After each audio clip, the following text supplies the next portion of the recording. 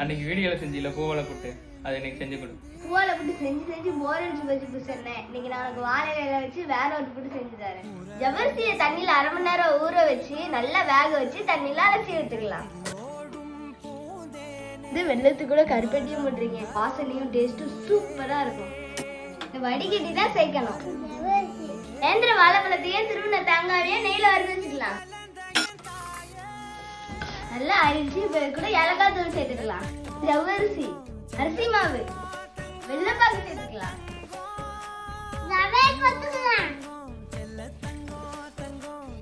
அவ்வளவுதான், ஆவில வேக வச்சிடலாம். சங்கரி வெந்துட்டு நினைக்கிறேன்.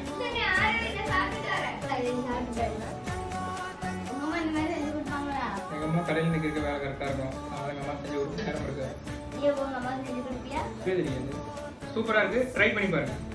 நீ உனக்கு என்ன வேணும்?